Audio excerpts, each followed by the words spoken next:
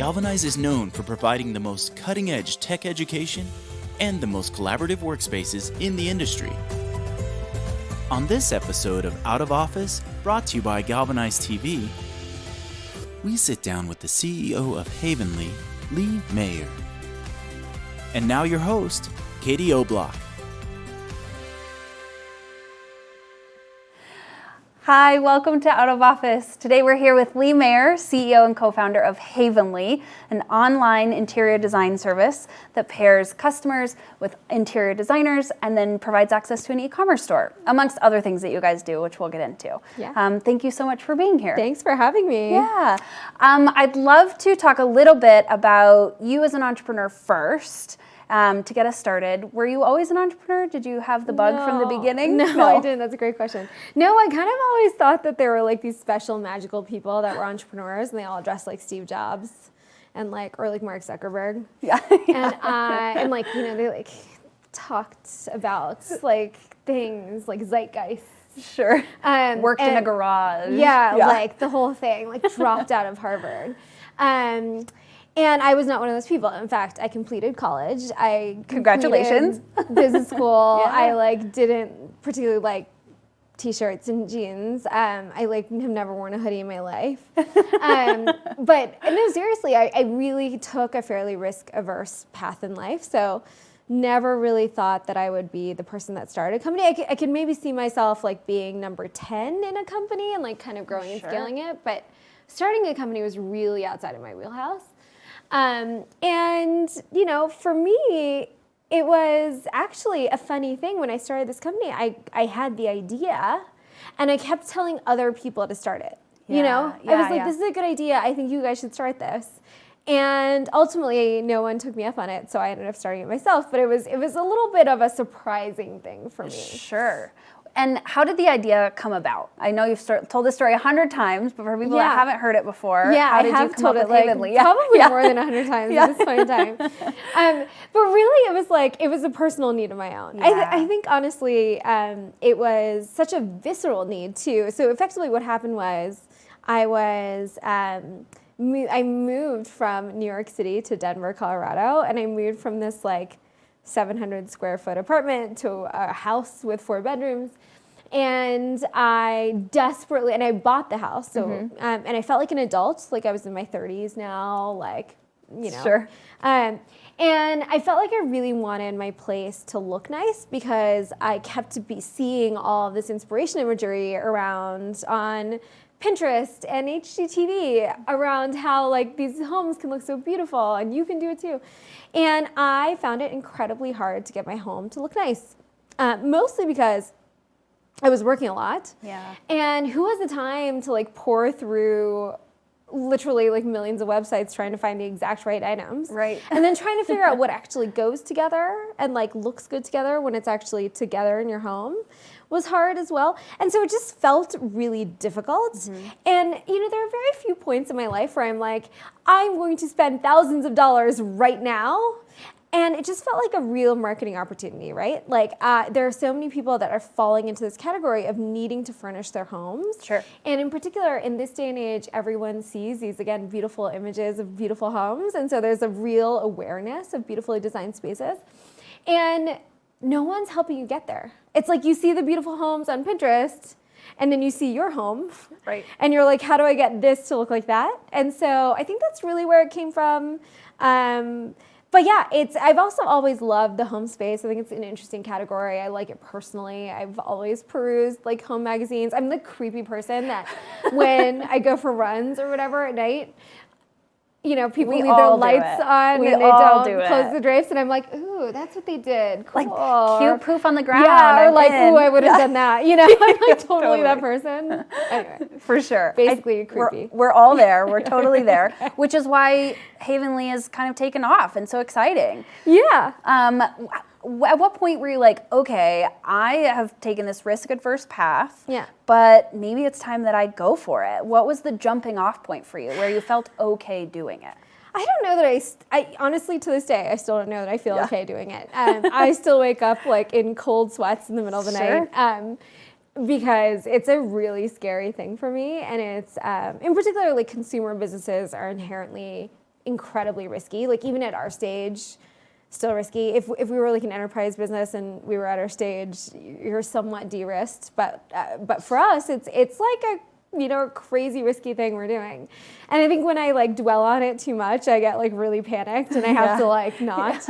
And so I think a lot of it is, honestly, I don't know that there was any one moment. It was like, I started to do this and then I was like looking for other jobs, like real jobs. And this was kind of like something I was doing on the side. And suddenly I realized I was spending most of my time doing this. And so I think like for someone like me, it's actually helpful to not think about it. It's like, I just think about it as like, okay, what do I have to do today? As opposed to, I'm starting this incredibly risky company or whatever. Yeah. And it kind of helps me, maintain a level of moderation around my panic levels. Sure, you know absolutely. What I mean? Yeah, because totally. if I spend too much time thinking about it, I really do get a little like, oh my God, what do I do? Absolutely.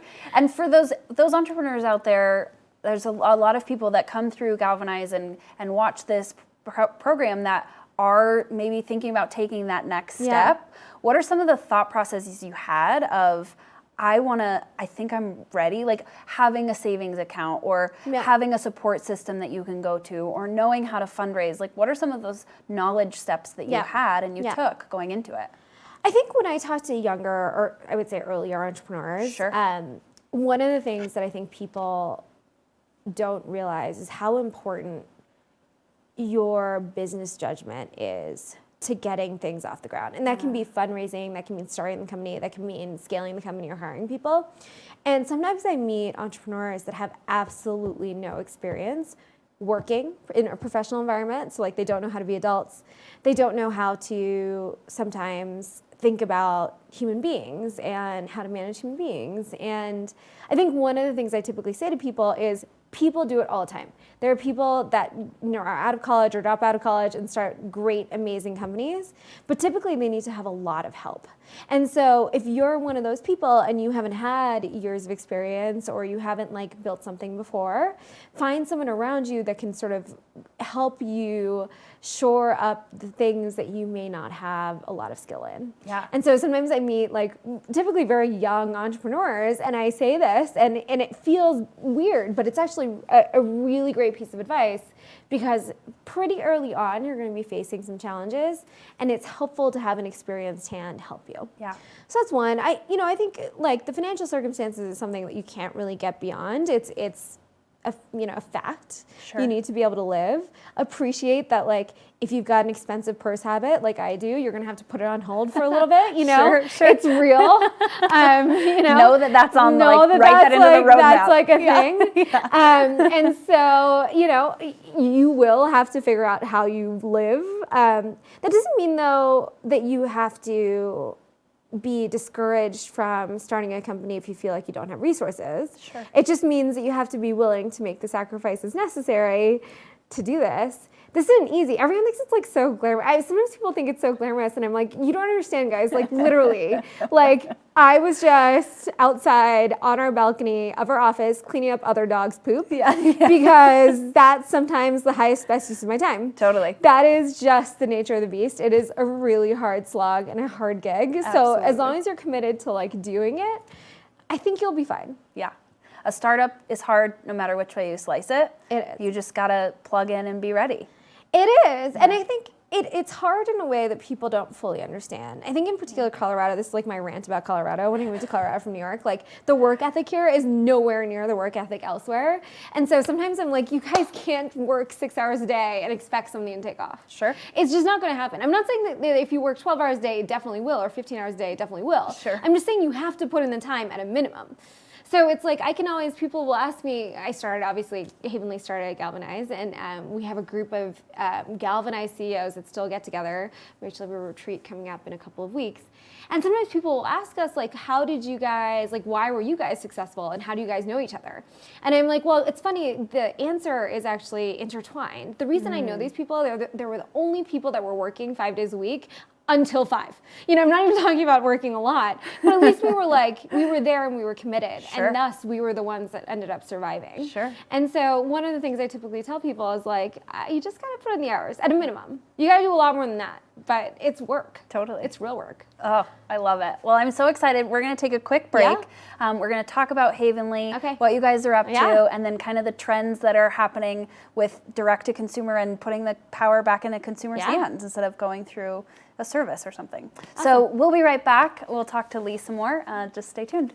Awesome. Employers rave about graduates of the remote program just as much as our on-site programs. Just like the in-person programs, the relationships you build with your fellow students are super strong. Please reach out to our admissions department today at galvanize.com. You make lifelong friends in situations like this when you're learning rigorously for that much time under that much stress. It's like you share experiences. So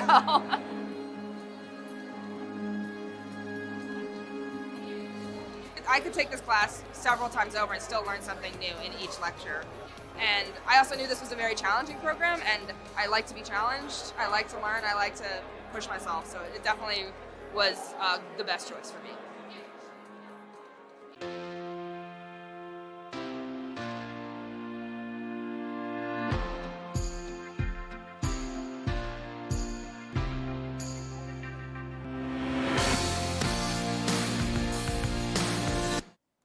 We're back with Lee Mayer from Havenly. We were talking about her experience as an entrepreneur, getting off the ground, getting started. And I want to transition a little bit to talk about Havenly itself so that our viewers can understand what it is you guys do, and really go through the customer journey with me of when somebody comes to Havenly, what can you expect? What's their journey? Yeah, well, so really what we want to do is we want to create something delightful and easy for someone to feel confident in the choices that they're making for their home. So many of us will do it ourselves, and that's totally fine. We're all about doing it yourself. We're just here to help.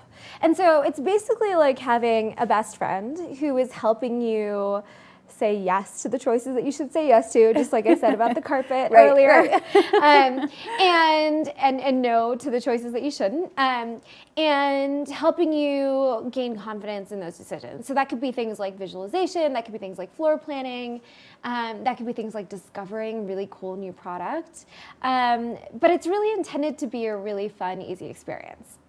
So someone comes to the site and they say, I want to redo my living room. Right. And what are some of the options that you have for them on Havenly? So you can choose a designer. We actually help you choose your designer because we have a good sense of who makes sense for you. Sure. So you take a style quiz. We use that to kind of assess what you like and what you don't like. We then use that to narrow down your designers for you. You can choose one, and they're your person. They're your person through the journey. Yeah. And you can work with them online. We have 2 options right now. We've got a full package and a mini package, depending on how much work you need done. And you can work with them to basically completely redecorate your space. Then we offer you a 3D visual so you can see it all together. And also we pull all of the product together into a central shopping cart for you. So it's one place, you can track all your purchases, buy everything all at once. And you also get exclusive discounts and stuff that we offer that are special to you. So that's kind of fun as well. Cool. I need this for my home. Let's start there. Okay. We also need it for the studio, but we'll get into that later. When we're done with this interview, we can talk about it. But what is some of the technology you guys are using with that style quiz, with your e-commerce store? What's some of the technology that you've looped into being this online design service? Yeah, so there are a couple of things. So really, we're a data-powered service. Okay. So we have a lot of data from a lot of people around what they said they like and then what they ended up liking and buying. And so we use a lot of that to do a number of things. So we use that to kind of assess what designers you might like. But really, one of the more interesting things that we do is we use that data to help our designers figure out what you would like so that they're not starting from scratch. It's how we're able to keep our costs so low. Okay. We're able to basically, over time, help the designer understand what you want, recommend products that you want, and then they're responsible for doing the magical stuff at the end, but they're not going out and starting from scratch every time. So that's a big part of it. We also have things like floor planning and visualization stuff that we're investing in right now. We're definitely doing quite a bit around natural language processing. There's so much communication involved here. So it's when you say, oh, it's fine, did you actually mean it's fine, or did you mean it's really horrible? If you can break that code, crack that code for every My relationship husband says in the world. that too. He's like, so when it's fine, it was fine, it wasn't fine. I'm like, it was definitely not fine. Crack that code, you win. Yeah. I love that. Oh, that's so funny. And then they have the option to go to the e-commerce store and just directly connect with relationships that you've built, like West Elm or Crate and Barrel, whoever that might be. Yeah, we work across 400 different vendors. And so some of them are retailers, the ones that you know. And then we have really unique stuff too. So people you might never have heard of, really bespoke items, additions, art. Like, we're really trying to make sure that you feel like you have an assortment that matches all of the needs you have in your home. And so most of us, when we buy for our home, we buy a pretty solid, stable, a solid neutral sofa. We don't go really crazy on like the big foundational pieces, but what we do is we really get personal around the decorative accessories, the textiles, the rugs, the carpets, the pillows, the art. And so how do I create a really interesting experience where you can find really unique items that reflect you on that side of the world, while still maintaining a lot of the great retail relationships that we all know and love. So cool. And is that how you guys are really finding that magic special sauce and navigating a relationship with an interior designer that's very personal from the very, very beginning, where they come into your home, they like feel the vibes or whatever their magic is? Yeah. Is that how you guys are kind of navigating that digital gap and bridging that initially very personal relationship? It is. I mean, I think it's actually one of the harder things that we do. Is design is really bespoke, right? So you as a consumer, when you buy, say, an outfit, if you and I were to show up today and we were wearing the same thing, it would be a little strange, but like, it's fine, it happens. If I went into your living room and it looked exactly like my living room, that would be weird. And so I think on its face, it's actually a really tough challenge. It's getting as personal as we need to, while still maintaining a lot of what I call sort of standardized elements. Because on its face, yes, it's personal, but we're also not all that different. Styles, as by and large in America, around the home, don't change that much. And so one of the things that we have to figure out how to do is make you feel like you're part of the moment, right? So you're similar to other people, but you're not so similar in that it doesn't feel personal. You're trendy, but you're not like in with the Joneses all the time. That's right. Got it. And you want it to look different from your friend's living room. And have some unique items that reflect you and your family and your lifestyle. Totally. There's this movement that's happening right now where, because you're very much revamping the interior design space, you're a part of this movement that's happening, which is there's this sea change of bringing the power back to the consumer where it's very consumer focused. You're seeing things like Uber and Airbnb become you when you're ready, you call your taxi at your phone at your convenience, whatever. Purple or Casper mattresses, you can order it directly. You don't have to go to a store or a vendor to do that. Havenly is very much a part of that in a lot of ways. Why do you think that trend is happening, or that this reinvention of industry is happening? I think it's amazing. Honestly, I think it's like one of those things where that's the best part about, I think, what is happening in just the consumer economy, is that for so long, and I can speak to interior design, for so long, so many industries were designed around protecting the core asset of the industry. So think about real estate, for example, your real estate agents or your travel agents. Like, these are people that ultimately, real estate agents, like, really just get me a little bit. It's like they have this asset, which is all of the data around homes. And for whatever reason, I wasn't allowed to get access to that. I had to go through a person. It makes no sense. And then I have to pay the person 6% of my purchase for doing usually not a ton of work. Right. And so you have these apps like Zillow and Redfin, and all of a sudden, consumers are getting access to data, and it's making us make better decisions on our own terms. And I love that. Interior design is similar. Sometimes I can't say that we've been entirely welcomed by the interior design industry, which is a shame. I think there are really, really talented interior designers out there. Here's the thing with those talented interior designers. They would never have worked with someone like me. My budget's too low. They turn their noses up at me. And so what I tell them is, I'm like, look, I'm trying to provide a service to the 95% of Americans that you would never want to service anyway. Like, you can't just sit there and say that I'm not good enough. I am good enough, and frankly, it's not like you're serving these people. Right. And it's kind of like just sort of annoys me, like to the level of like, this is ridiculous. Like, you have to be able to sort of understand what people need. And frankly, not everyone can afford $100,000 worth of furniture in their home. They can't. And many of us have a few $1,000s, but we still want it to look nice. And I'm just trying to sort of serve that person. And so I think like many of these kind of industry changing things have a lot to do with the fact that there's like latent demand that's out there and was completely not serviced by industries that were sort of protecting, I think, traditional ways. Yeah.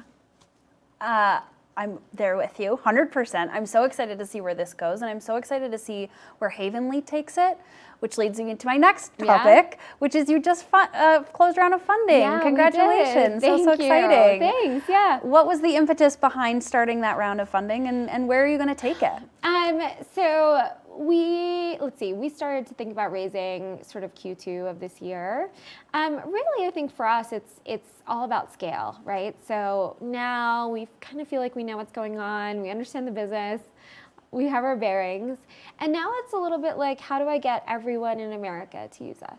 And how do I get them to know that we exist and that we're a great product and we really care about serving our customers? And so for us, it's a lot around scaling the business, and not just scaling it on the marketing side, but scaling commensurately our operations, our designers, our team, to ensure that we're all, our millionth customer gets the best experience just like our first customer did. Yeah. Well, I'm so excited to see where you guys go. Lee, thank you so much for your time. We're done for this interview, and so fast. It went really fast. And thank you guys so much for tuning in. If you'd like to subscribe to the channel and see more of entrepreneurial stories like Lee's, go ahead and click that subscribe button, and thank you so much for tuning in. Thank you so much.